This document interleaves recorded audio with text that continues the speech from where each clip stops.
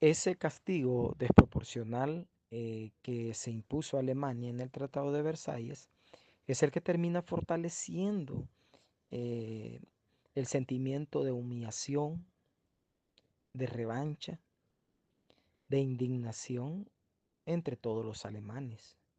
Entonces al final terminó siendo un elemento cohesionador, ¿verdad? Un elemento unificador, un elemento que venía a poner a los alemanes como en un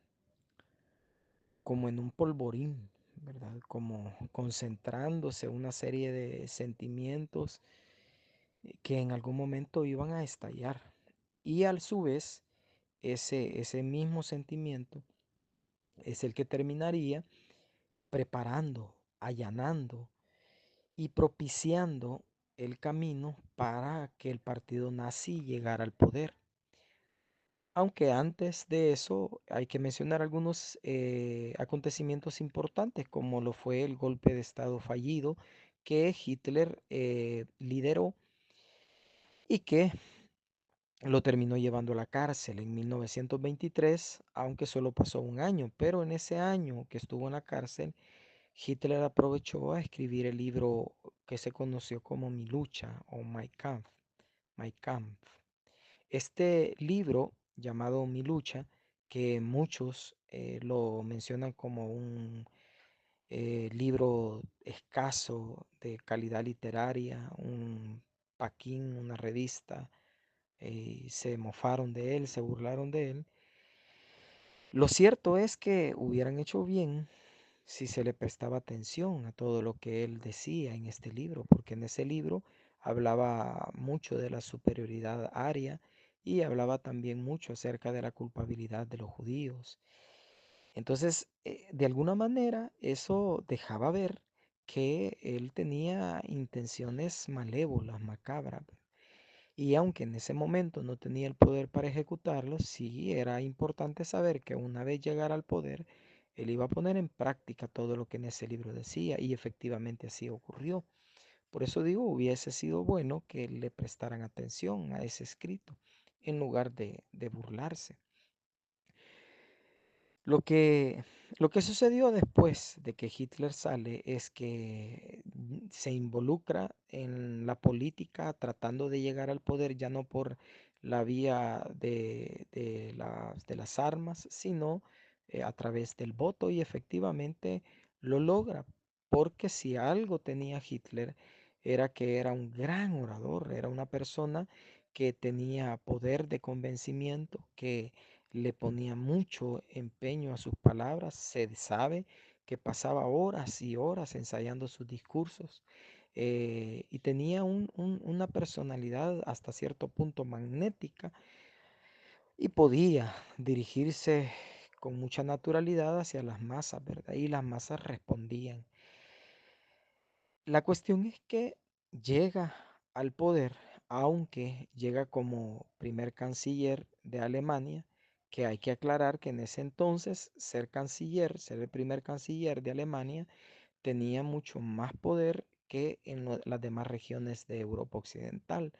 Entonces, sí, ya era una buena porción del poder y de la influencia política y militar que Hitler podía tener, aunque una de las sanciones en el Tratado de Versalles era que no debía tener un ejército muy grande, cosa que posteriormente pues ignoran, ¿verdad? Y eso lo vamos a ver más adelante. El punto es de que eh, Hitler margina prácticamente a lo que sería el equivalente al presidente en ese entonces de esta república, lo margina al presidente Hindenburg y aparte de que ya era un anciano, básicamente el partido nazi llega en el 33 al poder y el presidente Hindenburg fallece un año después, fallece en el 34 y simple y sencillamente la figura de presidentes desaparece de Alemania y el primer ministro,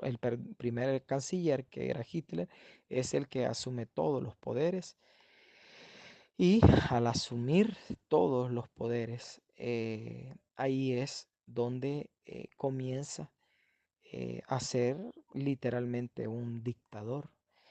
Y estamos hablando que comienza a prometer lo que, bueno, desde antes ya se hablaba del Tercer Reich, pero comienza él a presentarse ya como el único paladín o el único personaje del cual dependía el Tercer Reich, ese imperio que había de durar 1000 años, ¿verdad? Y la gente comenzó a no solamente respaldar la propuesta de Hitler, sino a volver a sentir ese fervor nacionalista, que sería más que un fervor nacionalista, sería un fervor ultranacionalista.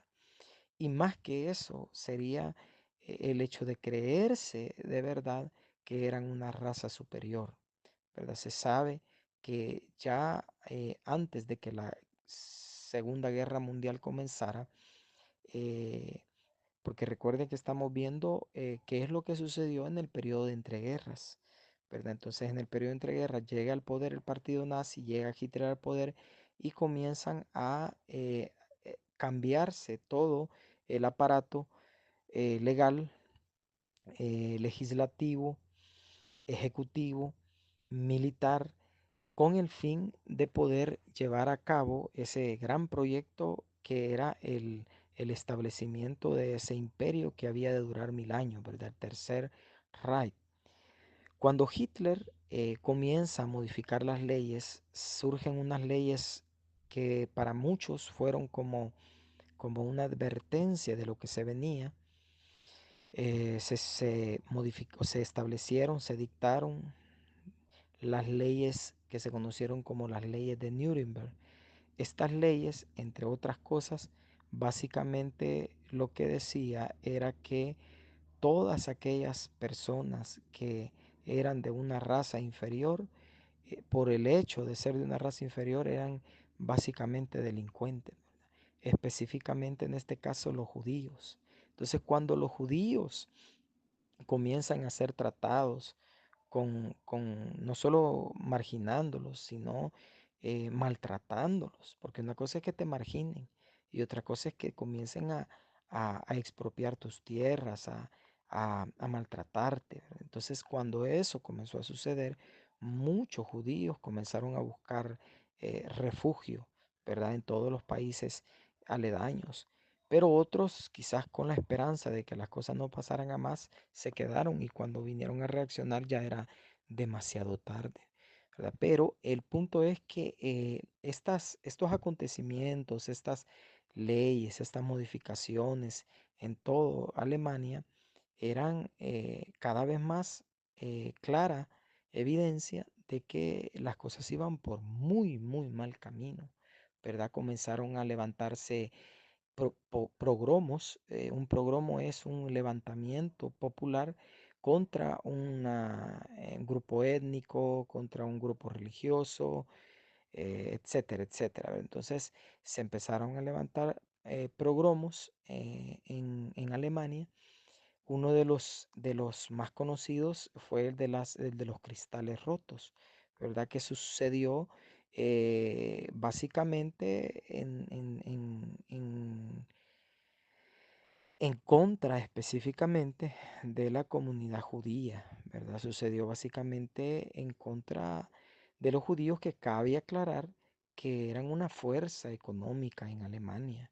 O sea, por eso es que se habla de la noche de los cristales rotos, porque se destruyeron básicamente negocios judíos, negocios que previamente ya se habían identificado muy bien y se asesinaron judíos, se golpearon, se lincharon prácticamente gente judía. Entonces, esto en Alemania estaba dejando en evidencia que todo lo que se venía era horrible, ¿verdad? Cuando Hitler en Alemania comienza a fortalecer el ejército, comienzan a través de la ciencia. Recordemos que un siglo antes, en toda Europa y por qué no decirlo en todo el mundo, la industria había jugado un papel importante dentro de la guerra, ¿verdad? O sea, en la Primera Guerra Mundial, cuando inició, ya se tenía, por lo que estoy mencionando, ya se tenía una buena base industrial para que la guerra fuera mucho más mortífera, ¿verdad? Entonces, ¿por qué? Por lo que menciono que en el siglo XIX la industria había experimentado un boom, ¿verdad? De crecimiento. Entonces ya se fabricaban armas a nivel industrial, ¿verdad? Ya se contaban con ametralladoras, ¿verdad? Que podían tener una cadencia de disparo o de tiro de hasta que 13 balas por minuto. O sea, eso era algo extraordinario, ¿verdad? O sea, un elemento, o sea, que podía marcar la diferencia entre las guerras anteriores que eran de cuerpo a cuerpo, ¿verdad? Entonces ya la Primera Guerra Mundial se había dejado evidencia que eso era mucho más mortífera que todas las anteriores. Pero a estas alturas, que ya habían pasado varias décadas, la industria armamentística había todavía avanzado más y elementos científicos se habían aplicado a las armas, ¿verdad? Al punto que la cadencia de tiro de una ametralladora ya en la Segunda Guerra Mundial ya no era de 13 balas por minuto, sino que ya estábamos hablando de 20, 25 balas por minuto. Entonces, perdón, por segundo, no por minuto, ¿verdad? Por segundo.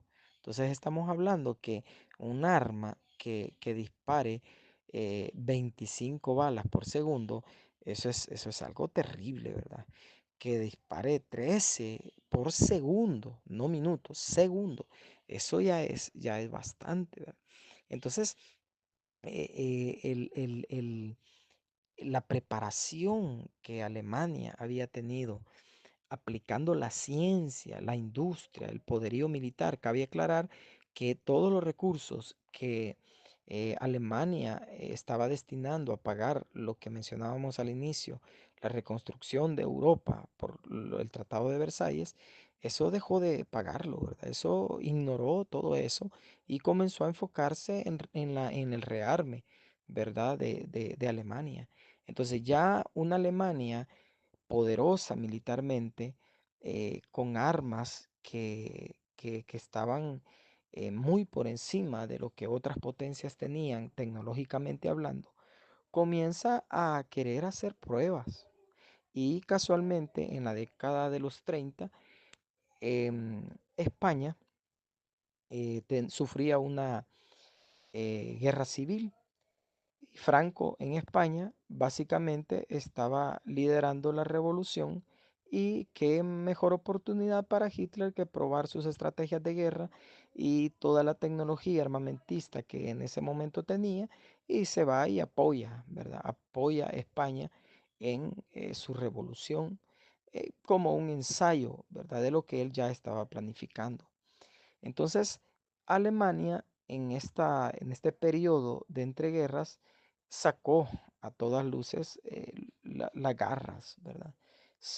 Había una clara evidencia de que él no estaba dispuesto a obedecer ningún tratado, no estaba dispuesto a negociar de nada, no estaba dispuesto a pedir las cosas por las buenas, sino que las iba a tomar a la fuerza, ¿verdad? Em, Hitler reclama los Sudetes para sí y los aliados, en este caso lo que vendrían a ser posteriormente los aliados, en este caso Chamberlain en Reino Unido y su homólogo en Francia, pues le dicen que está bien que se quede con los Sudetes.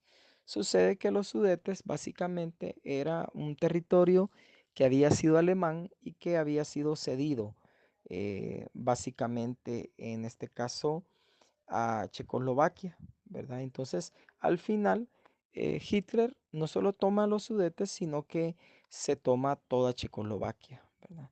Y después eh, por el corredor de Danzig en Polonia, comienza a reclamar también Polonia hasta el punto que la invade. Un 1 de septiembre de 1939. Y con esa acción bélica, la invasión a Polonia, es que oficialmente comienza la Segunda Guerra Mundial.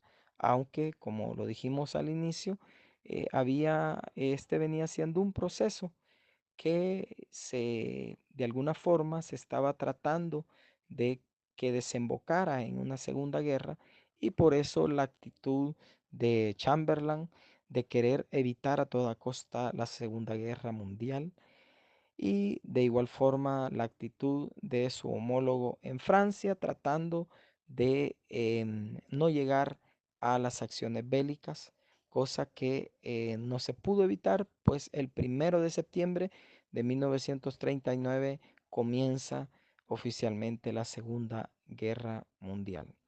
Esto ha sido un breve resumen de lo que sucedió en Alemania